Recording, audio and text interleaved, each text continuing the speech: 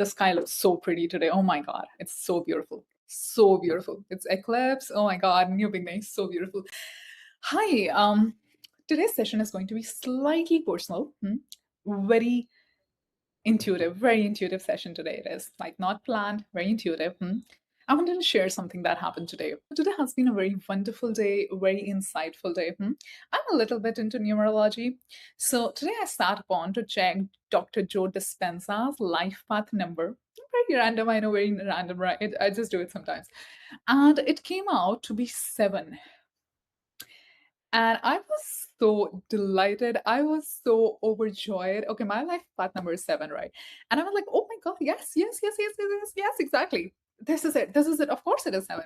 This was my exact response. I cannot re-record it. I cannot, project it again what my response was. But it was as close as this. That, oh my God, of course it's 7, right? And of course his is 7. Of course mine is 7. Of course we are into spirituality. Of course, we are talking about God all the time. Of course, we are into service. Of course, we want people to see the truth. Of course, we want people to know God. Of course, we want to see God. Of course, it is all about, you know, the higher supreme power. Of course, it is all about that. Of course, we cannot stop talking about it. And it hit me. It hit me something. In that moment, something hit me that this is how we claim life. And this is a beautiful example of how I claim life. And whatever is happening with you, whatever circumstance you are in, you have created it. This is what karma is all about. It's about the state that you claim. Because I have been reading a lot of late, and this beautiful example comes to mind. There is an abundant plane, okay? There is an abundant, infinite plane. And we all are in that plane because God is not separate from us. If we talk about God as everything, right? Every single thing that you see out there, that's God. Then we are not separate from that. I like to call it as an infinite, abundant plane. We are not separate from the plane. Now, what happens often is that we think, oh my God, this thought came in. The thought is not a problem. But there are things happening at multiple levels here. Firstly, the thought that actually comes in, it's an energy. It's not a thought actually. Because it's not words. Let's talk about it with an example of a child. Take a 2-year-old and you start talking in front of him. Let's play this podcast in front of him, right? Oh my God, hey, what happened today? Do you think the child understands? At one level, yes, and at one level, no. The child is going to sense your energy. It is not going to understand your words. And this happens all the time. There was this beautiful experiment held where the mother was asked to nourish the baby, right? And the baby was all the time happy. And the moment the mother turned cold, the moment she was like, not a word said, let me repeat it, not a word said. And she was just like a little cold, a little distant, a little quiet. And the child felt anxiety. He felt anxious. You see, so it's not about the words. Like the words don't hold any matter. You say ABC, you say XYZ, it does not matter. What matters is the energy. What matters is what you're sensing here. That's what matters. You call him God, you call him Supreme, you call him Universe, you call him Abundant Plane, you call him one thing, nothing, no care, no void, no care. It's the energy. It's the energy again. So this is how we claim a life, right? So whatever thought comes, what the ego self does, it says, oh my God, of course this happens to me all the time. Or, oh my God, of course this was bound to happen. Nothing good happens to me. You see, like every single time a thought visits, you claim it. This is your ego. This is what we call ego. And ego is not a bad word. Ego is very important in order to function through life. Let's say you had no ego, right? Of course, we are all one being and we have no ego. How will you function in life? I mean, unless we are on that plane and at that plane things function, then you have ego, you don't have ego. Of course, that plane is supreme. That plane is supreme. But since we are here, since we are human, right? In this, we are functioning, everything, right? You need to have ego. But you can use this ego to your benefit. You can change your ego if you don't like it. Nobody put you into, a box and told you that, oh my God, this is how you have to live life. Of course, people tell you, yeah, these are the circumstances that happen to you. They, That's just how life is. No, it is not like that. If you don't like it, you can change it. You have 100% authorship and ownership to change it. You are the writer, of course. You change it. And I'll tell you something personal today because, a lot of people will watch this and claim, of course, it's so easy, to just say it all. Of course, it's so easy. But I have been through so much trauma. And let me tell you, I have seen so many things in life. I have seen addiction so closely in my life. I have seen infidelity so closely in my life. I have seen so much childhood trauma. I have seen so much poverty. I have seen so much scarcity. And right now in my life, as I sit here, I can claim it from the deepest part of my heart. I don't associate to any single aspect of that. Any single aspect. I don't associate to any of that. I have seen it very closely in my life for years, and I don't know, it just seems so unfamiliar to me. It seems so unfamiliar to me. And this is what I mean by claiming. This is what I mean by choice. This is where choice comes in. Like what you claim, what you call yours, like you have the sole ownership of that. And of course, it's hard because let's say if you have been collecting your karmas from last life, right? And you are born into a specific family, which by the way is your choice. Let me bring it back into discussion, which by the way is your choice, right?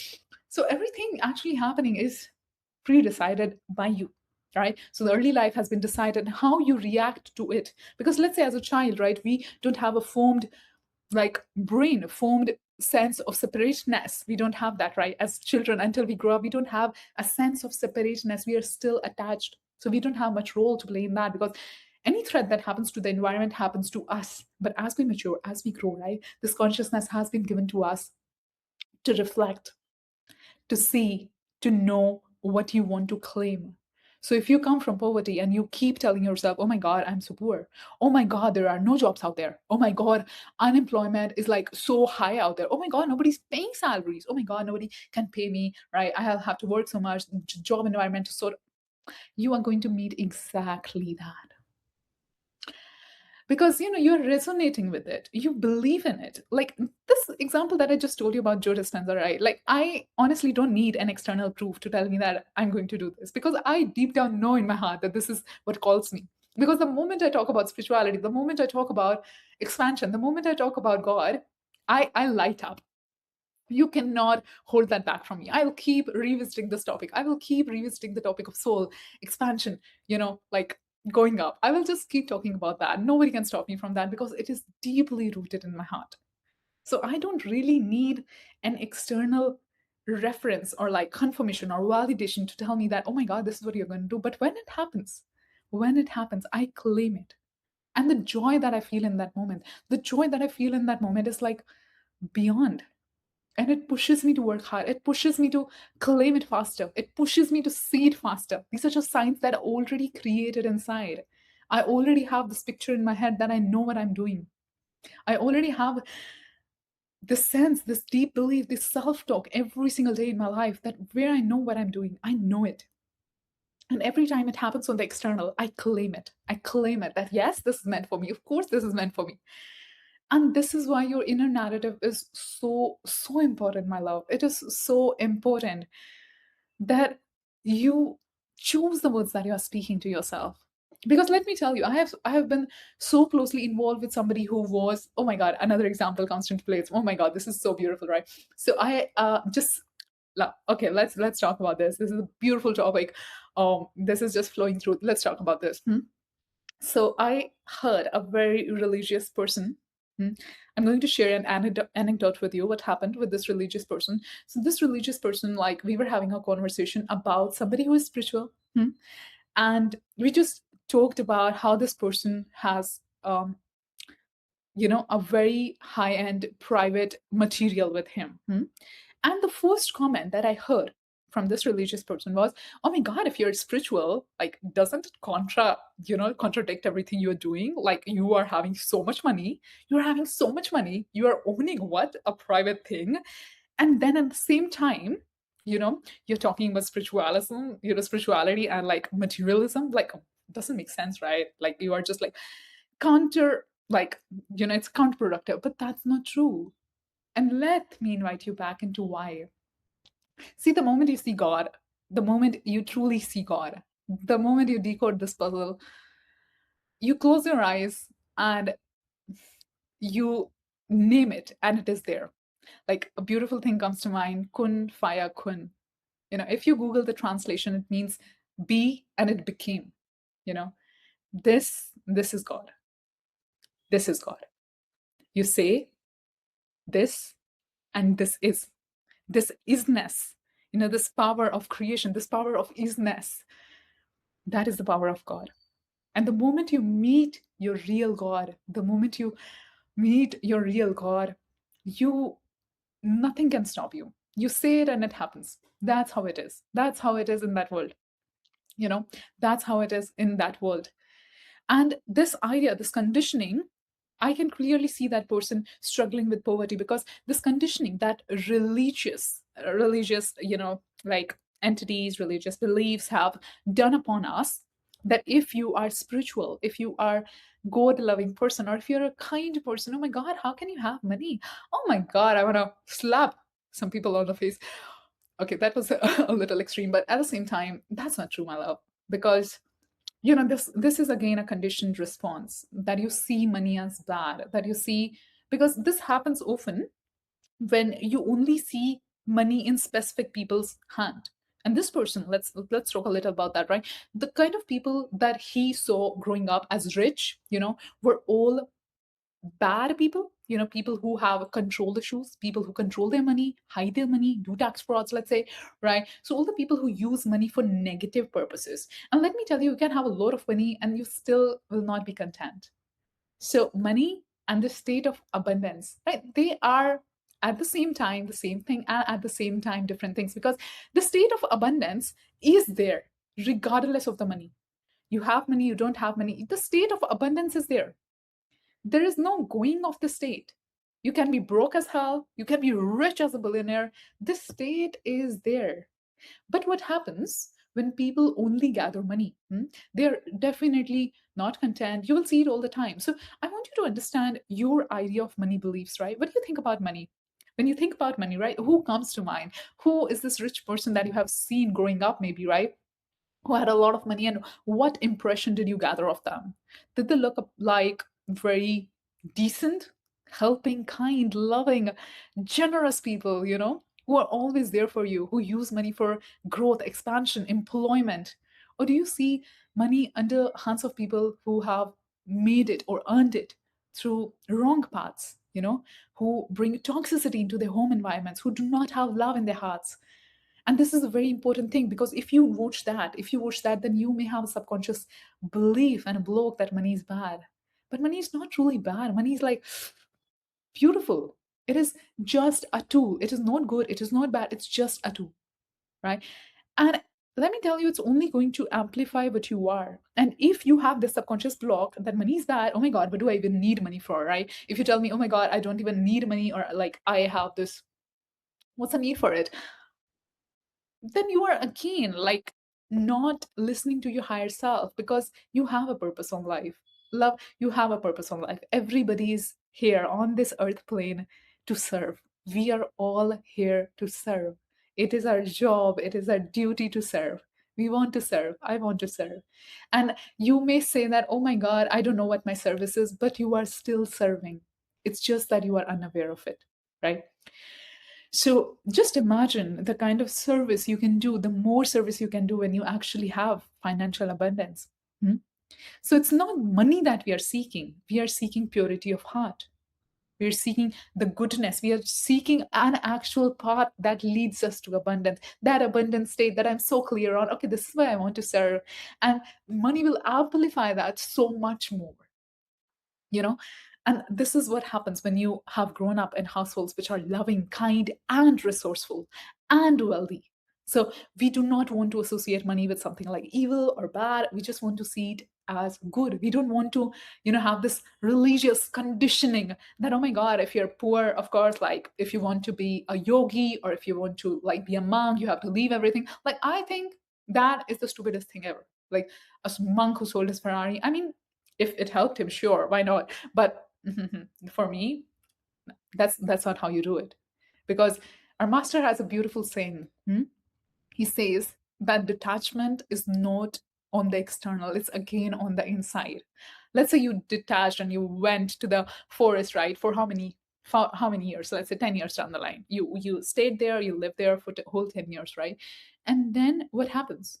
You come back, right? Maybe you feel so like, okay, it's a positive side if you feel unattached, but there is a possibility that you feel so devoid of all of the things that you used to enjoy, that now you're like all bang on, like I'm going to indulge myself on everything. So we don't want to actually, go on extremes. We don't want to go here, oh my god, I'll do every single thing possible, indulge myself on everything, right? And we don't also want to be on the side that, oh my god, I don't want anything. Because this detachment is actually a state of mind. It's not even saying that, oh my god, I love that person and I want to possess them. That's not love. We don't possess things in love. We become that. We become that. We embody it, right? So if there's a religious, spiritual, like conditioning done to you that, oh my God, people who like, of course, sit at temples, they need, donations. They need this to build another sculpture of another god. I mean, what are we even doing? What are we even doing? As long as it, pays for travel, for like more income coming into the country, sure. But otherwise, really? Do you think that's what God wants? Do you think really that's what God wants? God wants you to come donate some money and in return ask for something and go back home? Like literally, tell me for a second. Do you think that's what love is? Because we claim to love God, right? We claim to pray out of love, right? Do you think that's what love is? We are going in with one bet that, oh my god, let me, like, just give it to me, and like, oh, I'll like fast for you for like 10 days or 10 Mondays. Like, really? Are we doing a trade in love? Because in love we don't actually want anything back. We are all there, like, just the presence of the beloved is everything.